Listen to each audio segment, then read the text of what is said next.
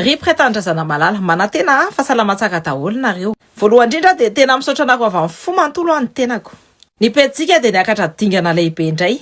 360 000 tsika no mitaky ny pluralisme, no mitaky ny bonne gouvernance, no mitaky ny transparence amin'ny fitantanana ny Madagasikara malalatsika. Dia ho anareo vao tonga manaraka amin'ny pejy, tonga tsinareo. Etsika miresaka ny politika, ny justice sy ny avenir ny firenentsika. Miaraka amin'ny proof foana io miaraka koa amin'ny document dia miaraka amin'ny fe foana. Dia ireo rehetra ireo sy ny olona rehetra amarinina ampotony. Sikaritra nareo nga manzava tapabolana izay zany sanao video mikasika ny politika sy mamakafaka amin'ny politika amin'ny Madagasikara malalatsika. Fa androany za nolotra nareo rapport d'investigation totale. Izay nirahako ny asa tamin'ny olona maromaro. Dia isaorakory zareo fa io rapport io ito rapport ataontsika androany io mifototra amin'ny fe azo amarinina sy jerena mazava. Lavalava ty video ty satria investigation tena hoe jerena atsipiriany mihitsiny ny fe rehetrarehetra, ny proof rehetrarehetra, ny document sy ny support tsirairay avy. Ka manasa anareo za hijanona hatramin'ny farany. Dia aza misalasala mizara amin'ny commenty manamparitaka an'ity video ty. Dia ataovy miodikodina be mihitsiny satria ny marina no abaribaritsika eto. Androany dia tena zavatra roa mazava no resantsika eto ny voalohany dia ny document de plainte nalefa tany Maurice izay nahafahana nampidirana ponja any Mamy Ravatomanga. Dia ny faharoa ny accord politika izay manome impunité totale any Andry Rajoelina. Amin'izao fotoan'izao miaraka amin'ny fandraisana anjara amin'ny vatana ny PRRM sy ny PM. PM taloha zany, ex-PM Hiertsalama. Atombontsika raha ny lalao. Tamin'ny volana vitsivitsy teo i colonel Patrick dia namoaka video maro izay manambara sy mampiseho ampabe maso ny fanakianany an'ny refondation. Androany za manasa anareo akafotoana andiniana Tsipriany ny extrait an'ny colonel Patrick tamin'ny 15 mars 2026 iny. Dia ndao ary jerentsika alohan'ny avatsika an'le analyse. Marina, nangataka proof ianareo, misy proof vitsivitsy reto. Teny ry zalareo miaraka amin'ny Rajoelina ny tenako. Teny plainteko voalohany.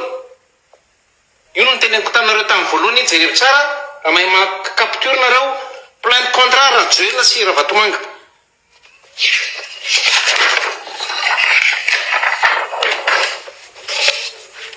Io ny daty volana Mai 2025. Zay daga ny tenako fa lasa io ADM sy Kofalidaya contenu mitovy ihany natao tany Maurice. Zany lazaiko anareo fa natao tohatra fikarana ny tenako. Dia andeha resika tsikely ireo élément rehetrarehetra ny resamin'ny colonel Patrick ireo ao anatin'io extrait io. Dia araka amin'ny fanazavana dia nampiasaina izy dia nataony ministre de la justice manipulation fa ny Herso-Hernev zany manipule anazy. Dia ny anamafisana an'io fanambarana io dia pièce anankiroa no arotsako eto. Ny voalohany ny plainte ny colonel Patrick izay nataony tamin'ny 25 mai 2025. Dia ny faharoa ny plainte ADM izay napetraka tany Maurice tamin'ny octobre 2025. Dia andeha ho jerentsika miaraka izy ireo. Ty des plaintes à spectre large nalefa tany amin'ny acteurs juridictionnels, diplomatiques, religieux, onusiens et internationaux maro be. Hatramin'ny pejy voalohany dia efa manonona mazava any Ravatomanga, Monsieur Rajoelina Andry et leurs complices izy.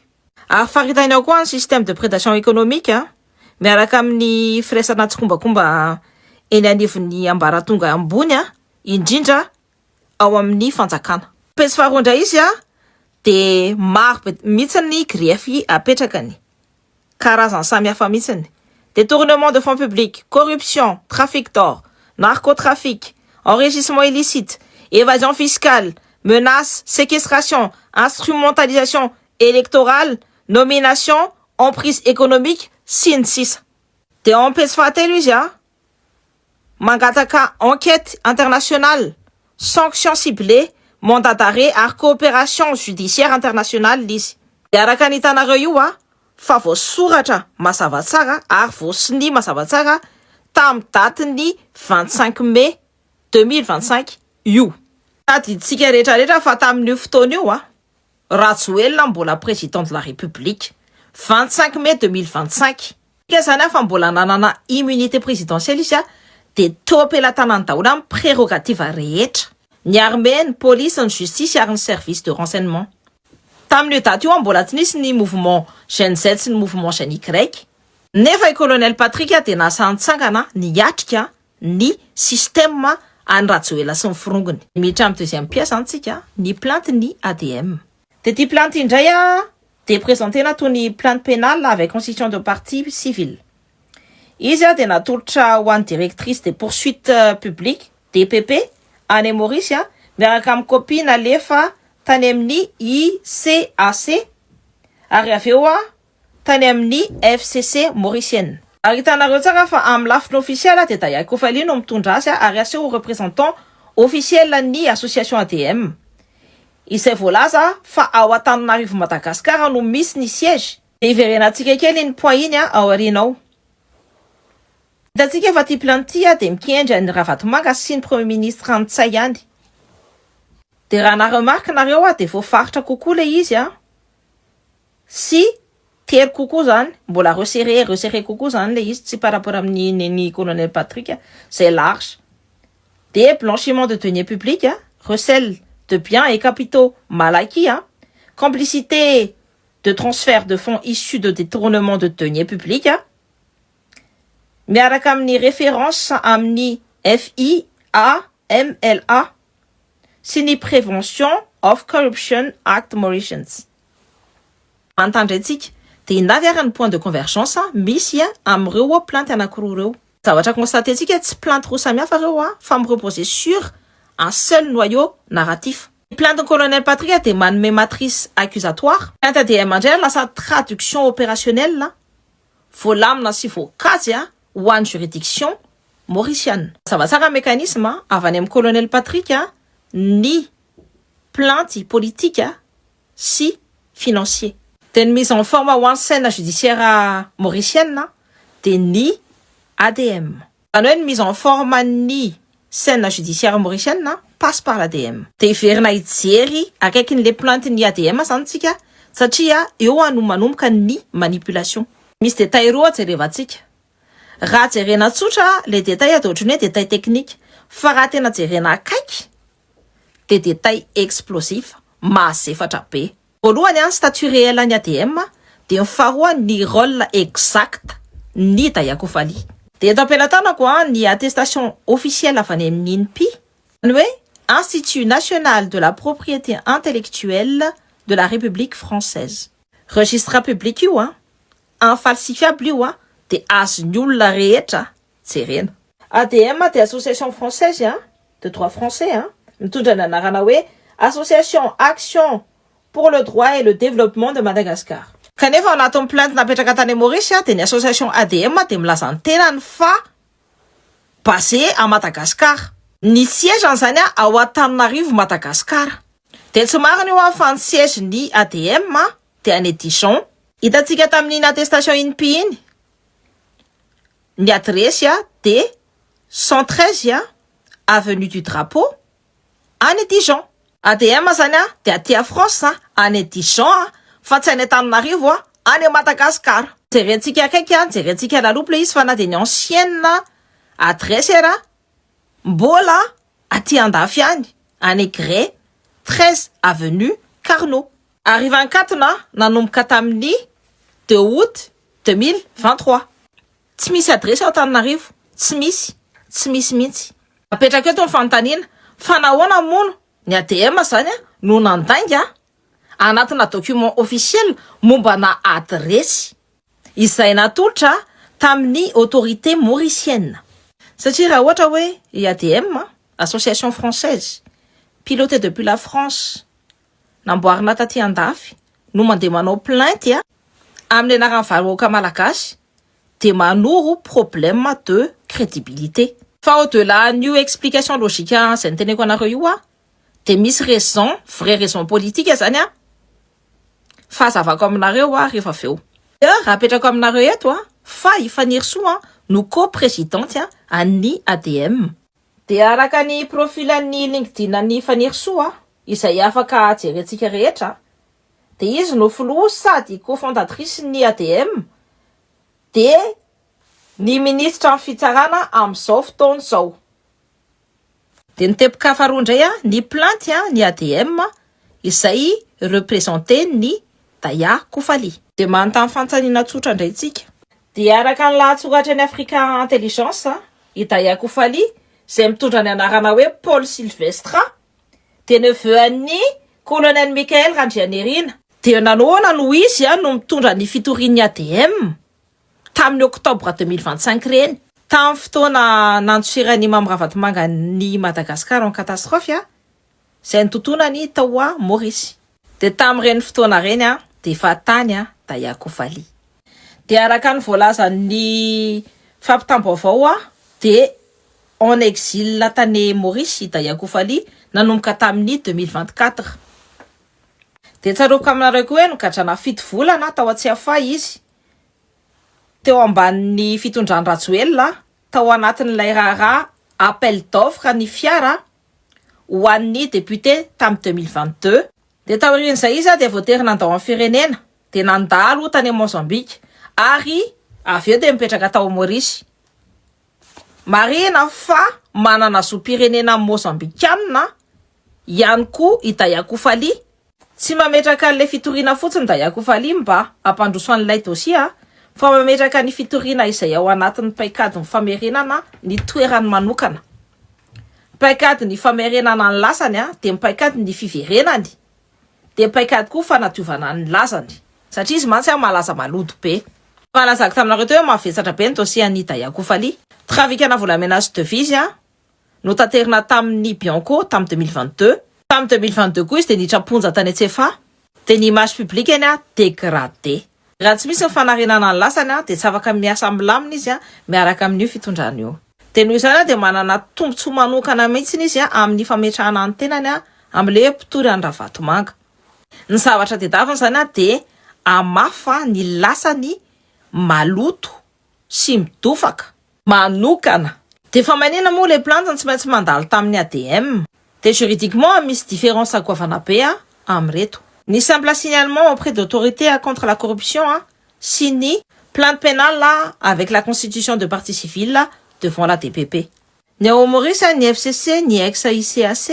Dikazana Financial Crimes Commission dia afaka misesirana azy izay olona rehetra manana motif raisonnable de soupçon d'infraction.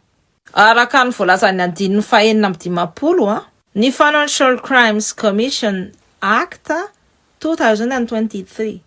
Fa ho en plainte pénale avec la constitution de partie civile kosa devant la DPP dia plaignant mpitory zany tsy maintsy manondro tsy maintsy midémontrer ny intérêt directany ny intérêt personnel directany. Daya Koufali dia tsy contribuable mauricianina lésé sady tsy victime directe ny flux ny blanchiment an'ny Ravatomanga ao amin'ny tany mauricianina. Dia marefy be izy zany raha ohatra izy miagir en son propre nom ça devient très fragile.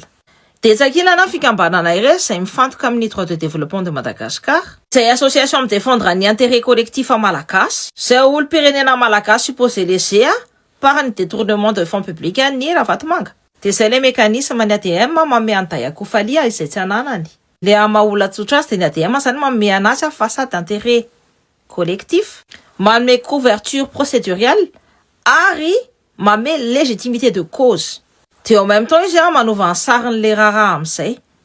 Les messages, ce n'est plus un homme qui règle ses comptes, mais c'est la société malagasy qui demande justice. Ça me règle les comptes. Miagir sanisa wani intérêt collectif. Des éléments les formules, ça les langues APW siégeant à Tananarivo à Madagascar, Mombani ATM. Si détail administratif à Tsoutchasani, fa habillage politique. Dia manontany tena hoe fa manina ny présidente ny association ADM no mametraka apelatanany ny association an'ny Daya Koufali. Ny amalina zany dia tsy maintsy reconstituentsika ny chronologie. Tamin'ny 13 octobre 2025 dia Daya Koufali no miporte plainte voalohany tany amin'ny FCC sy ny DPP. Tamin'ny 15 octobre 2025 dia fanirsoa dia mandaté officiellement an'ny CNDT, Conseil national de la défense de la transition, mba isolon'ny tenan'ny Madagasikara. De ty le mandat, de averiko toi fa ny CNDT, de Conseil national de la défense de la transition, tamin'izany fotoana zany de mbola tao anatin'ny concept'ny transition ry zareo.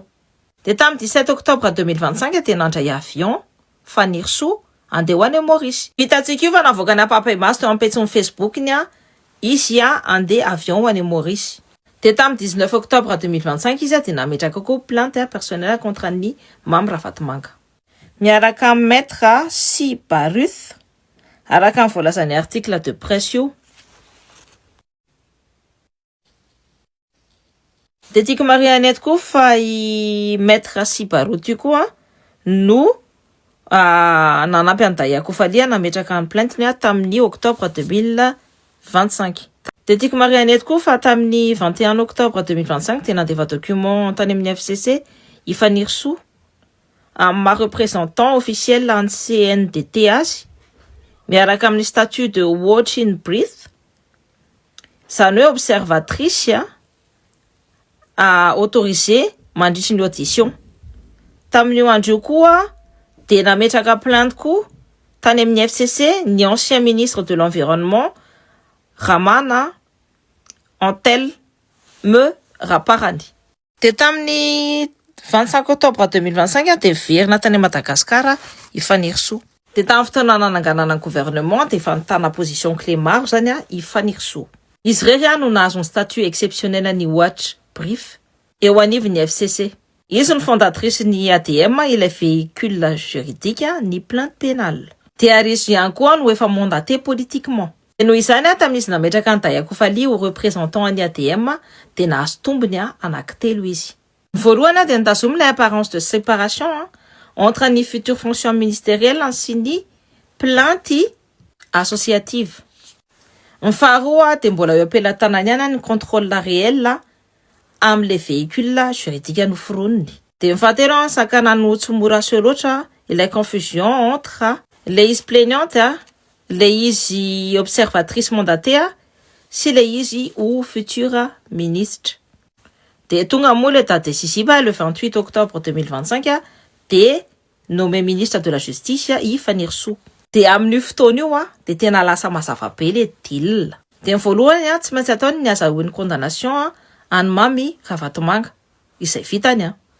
De tsakilany miantoka fiarovana politika sy famerenana tsikelikely ny famendrian'ny Daïa Kofaly mba ahafahany miasa eo ambanin'ny fitondrana. Izay indrindra no hitantsika amin'izao ankehitriny. Ao ary jerentsika ny fomba handrindran-jareo ny opération de blanchiment réputationnel an'ny Daïa Kofaly. Tsy amin'ny fomba mibaribary be fa amin'ny fomba chirurgical. Alors la Gen Z dénonce l'influence de Koufali Daïa, un trafiquant d'or présumé, auprès des nouvelles autorités. Est-ce que les anciennes pratiques qui ont conduit à la chute de l'ancien président seraient-elles en train de se reproduire? J'aimerais quand même donner une petite précision. Koufali Daïa a été accusé à tort de trafic d'or. Ce n'est pas un trafiquant d'or.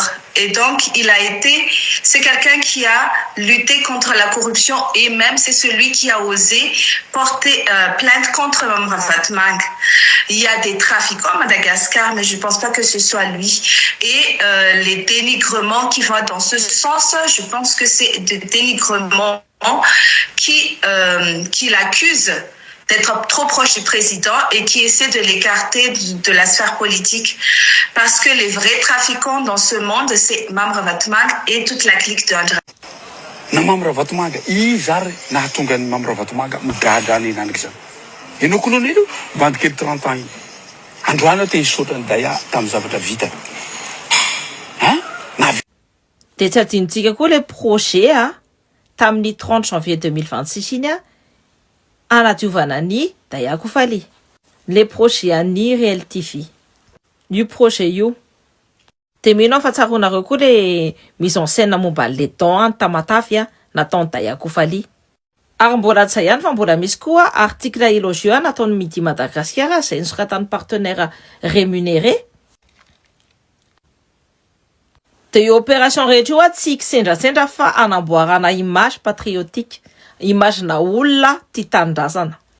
Ny karakarana tsara ny réhabilitation médiatique dia zany rehetra zany no antony ny lazan'ny colonel Patrick hoe nampiasaina izy manipulena izy. Satria rehefa jerena manontolo ny rojo sy ny filahatra le tantara dia hita fa le matrice d'accusation originelle ny colonel Patrick no nalainy zareo, no namafisany zareo, no nandikany zareo, dia ary avy eo navilany zareo lalana. Dia zany rehetra zany au profit d'un montage politique beaucoup plus large. Dia verina amin'ilay plante ADN antsika izay lohan-kevitra lehibe antsika teo dia araka ny hitanareo dia Mamirabato Magasin-Tsay ihany no voatonona ao anatin'io plainte io. Fa maninona izy roa ihany? Fa maninona izy roa no voasoratra rery, voatonona rery zany. Nefa tao amin'ny plainte ny colonel Patrick dia tafiditra tao anatin'ny périmètre initial Andry Rajoelina. Dia tsy antony tokana no manazava an'io exclusion io, fa misy antony juridika sy politika maromaro ihany. Dia hofitinantsika amin'ny teboka roa zany. Teboka voalohany dia le plainte dia napetraka tao amin'ny FCC sy ny DPP dia ny juridiction mauriciana tsy afaka manentsika afa-tsy ny fe misy lien territorial amin'ny île Maurice na hoe nexus territorial. Raha vatomanga dia nakany Maurice niaraka tamin'ny milliards d'avoir de roupies dia fa manana société koa izy voasoratra ny toerana.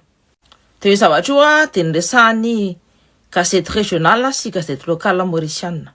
Dia raha hitanareo Andry Rajoelina tsy nandeha nakany Maurice fa nakany La Réunion, dia izy koa tsy nametraka avoara tao amin'ilay tany mauriciana. Dia raha tsy misy présence physique na koa hoe tsy misy flux mazava financier voafaritra dia ho sarotra ihany zany ho fragile les plaintes, surtout au niveau de compétence territoriale mauricienne. Dia ny teboka faharoa dia etontsika miditra amin'ilay dimension politico-diplomatique. Ilay accord tao ambadika an'ilay exfiltration nataon'ny miaramila Faza no acte fondateur na nidy sy nanamafia ny protection juridique sy politikany. Dia io accord io voalaza fa ny fanarahana tamin'ny colonel Michael sy ny conseiller Afrique en présidence française. Accord io koa dia miorina amin'ny logika tsotra, manaiky ny alan'ny Rajoelina tsy misy poursuite immédiate ni capsate. Dia en contrepartie manoana politiquement, financièrement en refondation ni Frantsay. Et au matin du dimanche 12 octobre, je suis en mesure de vous révéler que c'est Nicolas Sarkozy en personne, le même Nicolas Sarkozy qui doit aller dans quelques heures en prison, qui a décroché son téléphone pour appeler Emmanuel Macron et le convaincre de sortir Rajoel de Madagascar. Et ça marche très vite. Tout se met en branle. L'opération Sauver le soldat Rajoel est mise sur pied. Y participe la chef de cabinet de Rajoel, la franco-malagace Lova Rinel, ancienne candidate macroniste en Seine-Saint-Denis. Le conseiller Afrique de Macron, Jérémy Robert, a lui la lourde tâche de convaincre les militaires révoltés du Cap-Sat de laisser partir Andry Rajoel, qui est toujours président de Madagascar. Lors d'un coup de fil avec le colonel Rangéa Nirine, Jérémy Robert promet en échange de la fuite de Rajoel un soutien politique et financier de la France aux militaires qui s'apprêtent à prendre le pouvoir. Sébastien Lecornu, Premier ministre Sarkozy d'Emmanuel Macron, supervise l'envoi en catastrophe d'un avion militaire depuis La Réunion vers Madagascar. Teno isana dia io fanasorana niny anaran'ny Rajoelina ao anatin'ny plainte ny ADM io tsy resaka oubli, tsy resaka fanadonona zany io, fa choix politique. Zany hoe traduction juridique ny deal politique c'est natao mialoha. Autrement dit, la plainte n'a pas été construite contre quelqu'un, mais pour épargner quelqu'un. Dikan'izany le fitoriana tsy natao fotsiny ipangana an'ny olona anankiray fa anavotana koa ny olona anankiray, épargner. Dia noho izany dia tsy geste humanitaire mihitsy iny exfiltration iny fa contrat politique. Dia amin'ny droit international rehefa misy ny état manampy ny exfiltration ana chef d'état anankiray déchu dia mandra ny responsabilité politique an'io olona io izy. Ary nisy réaction maromaro taty à France momba n'io exfiltration io sy io deal io. Dia araka namitina ny Aurélien Sato solombavam-bahoaka frantsay tao amin'ny Fanontaniana parlementaire tamin'ny 11 novembre 2025 ny fanjakana frantsay dia nikarakara ny famoahana antsokosokany ny Andry Rajoelina ary nanositra anazy tsy ho tratra amin'ny fomba ara-pitsarana rehetra. Nandritra n'izay fotoana izay koa dia nisy onim-boafidy frantsay iray ekolojista nangataka fanazavana fanampiny. Dia nilaza izy io fa nisy famoahana antsokosoko sy nisy fifanarahana ary naniry izy io koa hanokafana mission d'information parlementaire. Nisy didy mpanjakana fanesorana zoan'ny Andry Rajoelina tsy ho malagasy tsony, nanala nationalité malagasy izany. Io didy mpanjakana io dia nisiniavin'ny Premier ministre Hery Tsalama ary miorina amin'ny article 42 du code de la nationalité malagasy. Midika zany fa Rajoelina dia tsy malagasy tsony. Dia raha jerena lavitra dia droit interne fotsiny no hitantsika. Fa raha jerentsika akaiky dia opération à double effet izy io. Voalohany ao Madagasikara dia neutraliser politiquement i Andry Rajoelina. Tsy afaka miditra amina fifidianana tsony, tsy afaka fidiana tsony zany izy. Dikan'izany tsy afaka ho fidiana ho filoham-pirenena tsony izy. Dia mivoaka maharitra amin'ny jeu électoral national zany izy. Dia ho amin'ny frantsay io fahaverezan'ny zo politika ny Andry Rajoelina io dia manamasy ny fiarovany ara-politika sy ara-dalàna ny Andry Rajoelina. Dikan'izany dia détaché juridiquement mihitsy zany i Andry Rajoelina amin'izao. Dia ho sarotra be eo amin'ny malagasy ny andeha hanenjika citoyen français. Dia ho sarotra be eo amin'ny Madagasikara ny andeha hanao accusation directe si cohérente au niveau judiciaire. Et c'est là que la mécanique entière apparaît. Et indrindra no hita les mécaniques manontolo. La France exfiltre, la plainte ADM épargne et le décret neutralise. 3 actes distincts, 3 acteurs différents. Fa résultat anankiray ihany. Impunité totale et définitive any Andry Rajoelina. Dia zay mahatonga le antony fitoriana hanenjehana ny Andry Rajoelina izay nambarany fanery-soa ny tatatanerany tambazotra tamin'ny 1er décembre 2025. Outil de communication pleinement politique fa tsy action juridique pleinement crédible. Raha jerena ny fizotra ny zavatra nitranga rehetra. Ry pretandrazana malala. Ny fanontaniana dia tsotra fotsiny. Iza no namaty antonim-bahoaka tamin'ny 2025 iny tany am-piandohany. Iza no nandainga tamin'ny vahoaka? I colonel Patrick ve? Sa le système ankehitriny izay miezaka manoratra ny tantara ho an'ny tombotsoany. Raha ny tena kosa dia mamela anareo itsara. Fa ny zavatra azoko antoka hipotra hatrany ny marina hatramin'ny farany. Ary rehefa mametraka fanontaniana ny vahoaka dia tsisy olona tsony afaka manakana azy. Madagasikara tany drazana, tany sarobidy, Masina Siso.